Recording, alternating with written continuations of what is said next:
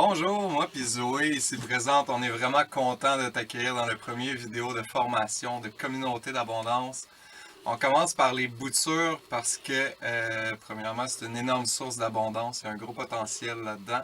Parce que, comme le proverbe qui vient de passer dit, le meilleur moment pour planter un arbre, c'était il y a 20 ans. Le deuxième moment, c'est là. Ça prend du temps, fait qu'on vous encourage, on t'encourage à en faire, puis à en faire plein, puis faire des tests, puis semer l'abondance, semer plein d'arbres fruitiers, plein d'arbres à noix partout autour de toi. Donc, dans cette vidéo-ci, ce qu'on va faire, c'est qu'on va aller chez une de nos amies qui travaille chez Herb Buffer, de responsable de la pépinière là-bas.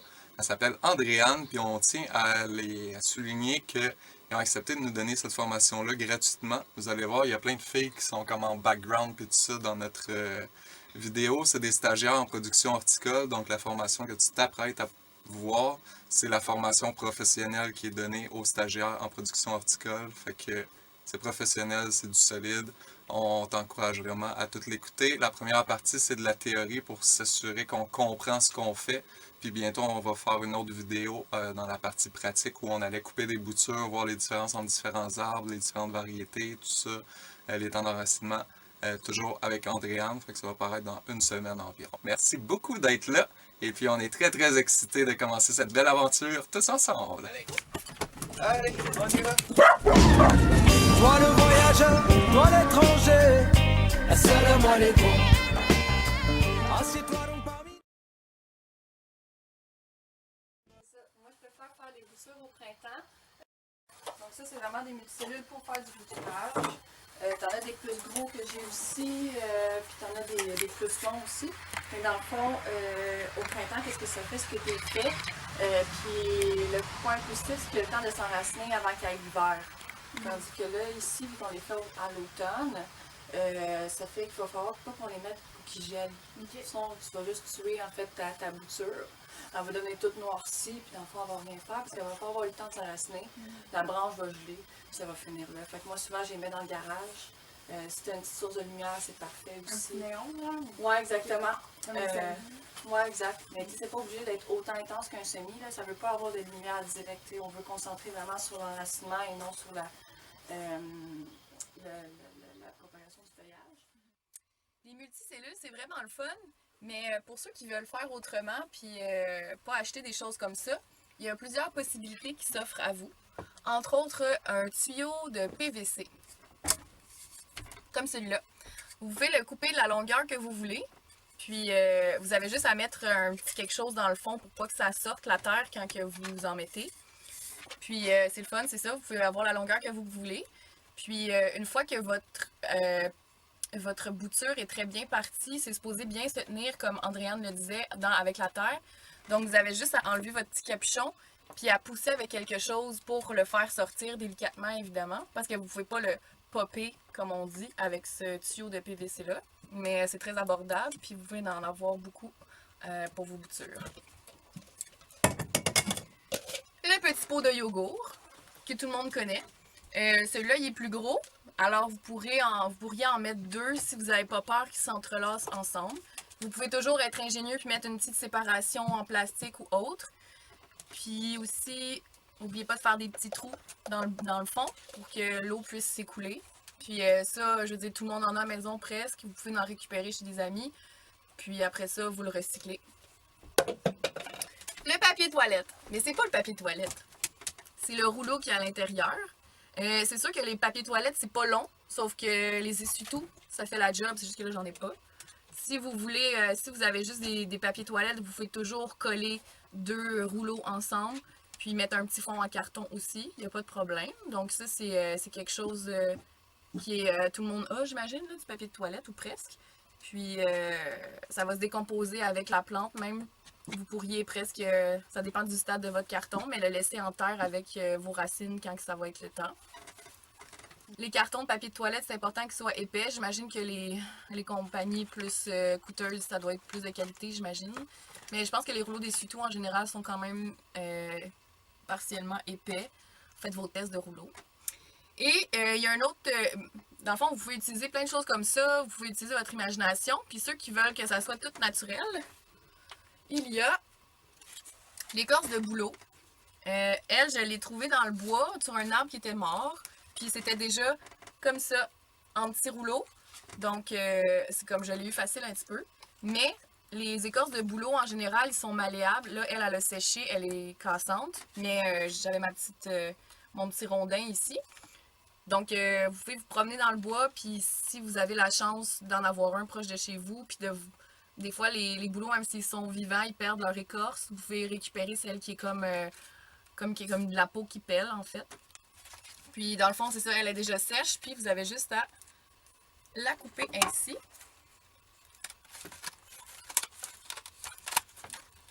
Vous pouvez lui mettre une petite ficelle. Ficelle! Une ficelle si vous voulez vraiment pas que ça bouge. Puis après ça, c'est vraiment facile à défaire. Puis c'est quand même résistant. Donc je pense pas que l'écorce se décompose avant que ta bouture soit prête à être enlevée puis qu'elle prenne dans la terre. Puis aussi, vous pouvez juste mettre pour le fond ici un bout de tout ça. Donc ça, il faut utiliser son imagination. Hein. Non, vous avez juste à cacher ça comme ça.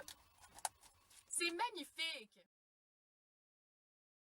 La bouture, c'est que tu peux faire ça dans la nature, tu peux faire ça sur des plans que tu as chez tes amis.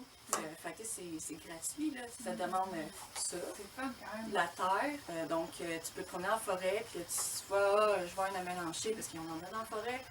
J'en ai pas chez moi, j'aimerais ça. Tu sais, là, au pire, tu pognes quelques branches, si tu as un sécateur sur toi, tu les ramènes chez toi, tes plantes, tu vas avoir des amélanchés chez toi. C'est tellement cool, je pensais pas qu'on pouvait faire ça. Ouais. C'est vraiment quelque chose qui est intéressant. Souvent, les producteurs ne sont pas nécessairement biologiques. Je sais pas comment qui traitent en fait les arbres. Parce qu'on sait vraiment de A à Z de où ce qui vient. Faut que ça soit transporté et tout, même si tu fais ça top notch, je veux pas, il y a le parce que transport. nous autres, à chaque année, j'en commande quand même. Parce que je suis pas encore. Ça fait 3 ans que j'ai commencé à faire de la bouture, mais c'est quand même long avant que ça vienne ce grosseur-là. Surtout la mamélisse qui a une croissance lente. C'est vraiment très long. Si on y va avec le sureau, par exemple, que vous avez sûrement vu dans les bacs, ça, c'est des boutures que j'ai faites. Tu vois déjà qu'il y a déjà une bonne grandeur, c'est une croissance rapide. Eux, ils ont quel âge? La mamélisse, ça, il doit avoir un bon temps. Ah ouais, hein? Tandis que la mélanchée, d'après moi, il y a peut-être 2 ans. C'est une différence. Ça, on peut le voir un peu sur Internet, il y a plein d'informations. Aussi, les arbustes qui sont plus faciles à bouturer, ceux qui sont plus difficiles. Mais dans le fond, tu peux le faire pratiquement à longueur d'année. C'est juste que en été, moi, je trouve que c'est trop chaud. Fait que souvent, tu vas juste brûler ta plante. Souvent, parce que tout le temps que tu arroses. Moi, c'est pour ça, au printemps, c'est encore frais. Tes plantes sont justement t'as tout l'été pour qu'ils s'enracinent. Fait que là, quand dans le fond, tu peux les planter au sol, quand vraiment ta cocotte qui est remplie de terre est toute en fond bien enracinée, là, tu peux la mettre en plein sol. Ou sinon, tu peux le mettre en pot si tu n'as pas d'espace. Puis moi, je préfère tout le temps d'en faire plus que moins. Puis s'il y en a plus, nous autres, on les garde, c'est sûr. Mais même si pour vous, vous pouvez propager vos boutures, si vous avez des amis qui ont des terrains, peu importe. C'est ça qui est cool. Là. Ça t'a coûté un peu de temps, mais ça t'a pas coûté d'argent. On ne pas faire ça. C'est cool, là, ça donne le goût de comme, tout prendre et de faire plein de boutures. C'est ça qu'il faut! Dans le fond, l'eau de sol, je l'utilise pour arroser une fois qu'ils sont finis, peut-être une fois par semaine pour venir stimuler l'enracinement. Puis il y a la poudre pour hormones aussi qui se vend, qui a été approuvée quand même en agriculture biologique. Fait que, si tu veux être biologique, tu peux prendre la poudre pour hormones quand même. Mais le saule, en fait, c'est tellement une plante qui pousse naturellement ici. Puis oui, on a le saule pleureur, mais on a tout le temps dans les fossés, il y a tout le temps du saule avec les cornouillers qui poussent. C'est facile à remarquer parce que le saule a vraiment la tige plus jaune. Fait que tu es capable d'exploiter tes coupes. Tu viens un petit peu les couper. Moi, je fais des petits rameaux. Puis là, je mets ça dans l'eau, tu laisses ça macérer. Ça fait 1 semaine que c'est macéré dans l'eau. C'était censé être pour lundi la semaine passée, mais c'est pas grave. Mais il faut au moins que ça soit un bon 24-48 heures dans l'eau pour faire vraiment comme un genre de purin d'eau de saule. Fait que moi, souvent, je trempe ma branche quand même dans l'eau de saule avant de la planter dans mon terreau. Puis après, je viens arroser avec l'eau de saule diluée avec d'autres eaux. Comme ça, tu viens vraiment stimuler la croissance. C'est un petit peu plus de travail que la poudre pour hormones, qu'habituellement, tu fais juste tremper dans le fond ton bout de branche dedans. avec le colis, moi j'en ai fait pas mal, là, Mhm. avec ça, puis tu fais juste le mettre dans l'eau, là, puis Ouais, ça comme quelques jours après, il y a déjà des racines. Mais les plantes d'intérieur, c'est vraiment facile. là. Souvent, le monde sont habitués de faire plus comme la plante araignée, là, qui font plein de bébés. C'est facile de faire la diviser et la multiplier. Il y a plein de plantes. Fait que c'est sûr que les arbustes et les arbres, le monde, on dirait qu'ils sont moins portés à penser que ça se fait aussi bien, je pourrais dire. Là. J'aurais pas pensé, en vrai, de prendre la branche puis de faire une Ouais. terre avec. Ouais. Fait que dans le fond, la majorité dans le fond, des boussures qu'on a sur les côtés, ça vient des boussures que j'ai faites. Fait que dans le fond, on va pouvoir faire un tour tantôt. Là. Vous allez voir, dans le fond, il y en a que j'ai fait l'année passée, que j'ai mis en terre cette année. Tu vois, ils sont pas encore trop hauts. Il y en a qui sont quand même déjà assez gros. Oui. Coucou. Allô? J'ai deux questions. Moi, tantôt, tu parlais de lumière dans le cas où tu fais tes boutures à Ouais. l'automne, tu veux pas que ça gèle, tu ne Ouais. les laisses pas dehors. C'est-tu pour le côté chaleur ou c'est vraiment pour qu'il y ait de la lumière et qu'il commence déjà à se développer au niveau des feuilles? Ben, il parle de semi-ombragé, ombré. Tu sais, c'est pas, Ok. tu mets pas ça en plein soleil. En fait, c'est que moi, en soi, j'ai mis quasiment pas la lumière pendant l'hiver pour quand même qu'il y ait un repos. Ouais. Qu'est-ce qui est normal, en fait, pour notre. C'est ce qui arrive dans la situation. nature. Ouais, c'est ça. Mais si, mettons, tu les fais au printemps, mais moi, souvent, je les mets vraiment à l'ombre. Tu sais, je vais les Ouais. mettre comme. Pour pas, justement, qu'ils fassent trop de respiration, parce que c'est ça qui fait aussi. On va voir, il faut pas que tu conserves trop de surface foliaire, sinon il y a trop de respiration, puis il va pas être capable de s'enraciner. Fait que c'était des techniques, en fait, pour favoriser, en fait, l'enracinement, puis la réussite de ta bouture.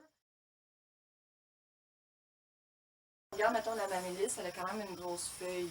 Si on voit, là, je peux le faire. C'est quand même une grosse feuille.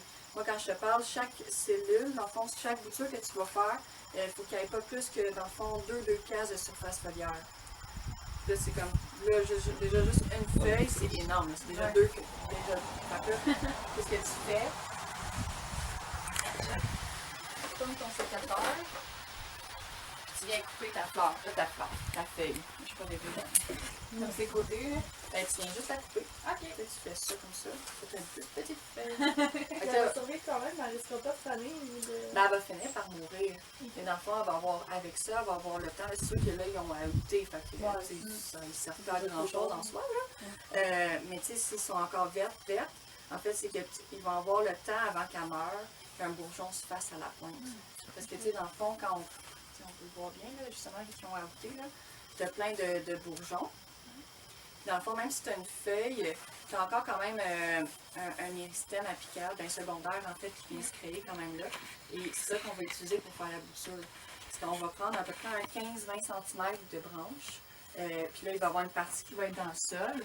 Puis même si c'est des bourgeons, en fait, des nœuds qui sont servis pour faire des feuilles, pour faire des fleurs, en fait, au contact de la terre, le nœud, en fait, il n'est pas... il n'est pas défini exactement. Il va juste créer une racine à cette place-là. Puis il ne va pas sortir une racine en plein milieu là, ça n'a pas rapport. Vraiment, l'enracinement qui va se faire, c'est à partir des nœuds. Il va vraiment falloir que quand on va finir planter, d'essayer d'avoir le plus de nœuds dans la terre pour favoriser une réussite, pour qu'il y ait au moins un enracinement dans un des bourgeons. Puis on en garde un petit peu à l'extérieur pour justement qu'il puisse avoir des bourgeons pour, dans le fond, pour venir faire quand même de la feuille l'année prochaine.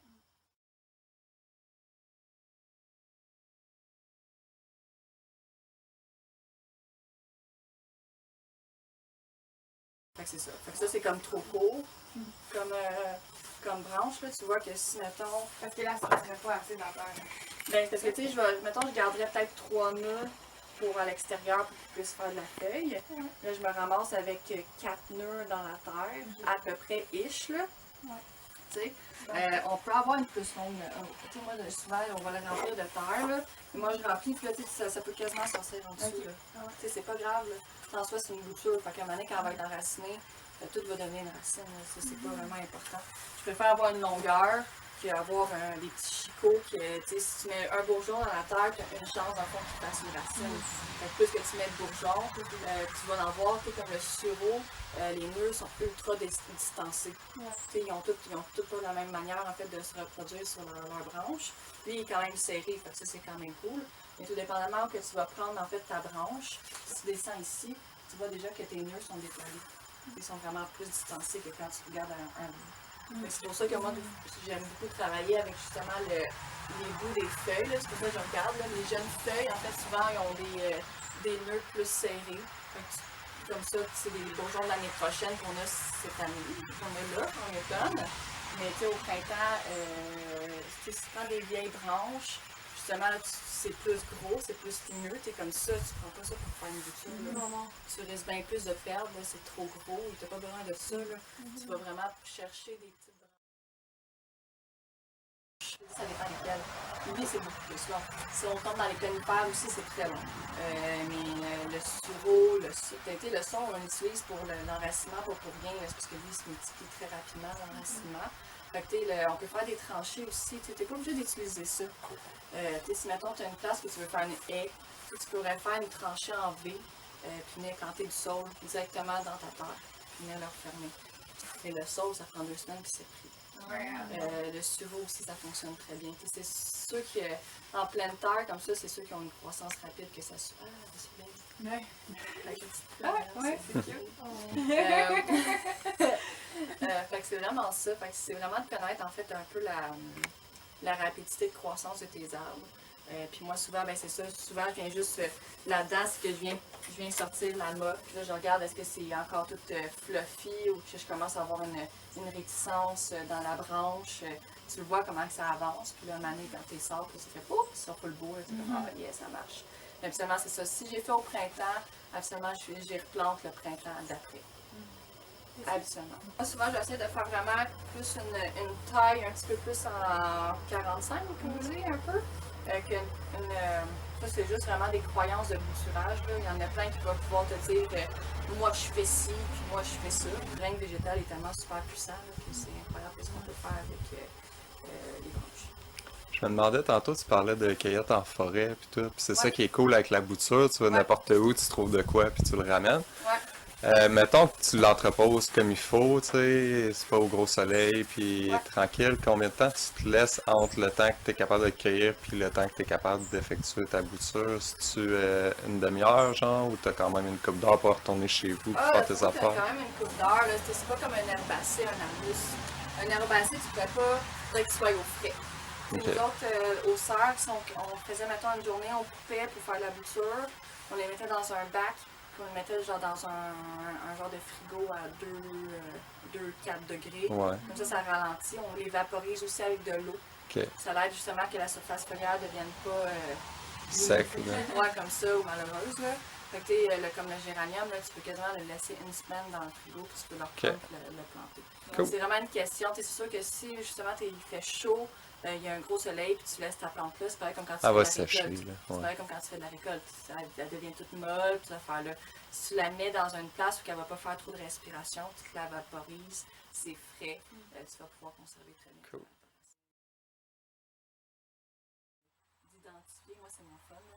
Si je marche là, puis je passe devant un terrain d'une madame, j'essaie d'identifier tout ce qu'elle a sur son terrain. C'est comme ça que j'ai appris mes plantes. Quand j'étais au Jardin botanique de Montréal, je marchais pour aller au Jardin botanique, j'apprenais mes plantes de la semaine. Puis là, j'essayais de tout nommer qu'est-ce que je voyais. Puis là, j'étais français, latin, anglais. Puis j'étais comme là, puis des fois, ça pouvait me prendre du temps. Là, mais là, après, tu finis par être rapide. Puis tu fais juste repasser dans la même ruelle. Puis tu finis par être... Parle-nous donc du pays d'où tu viens. Assalamu alaikum.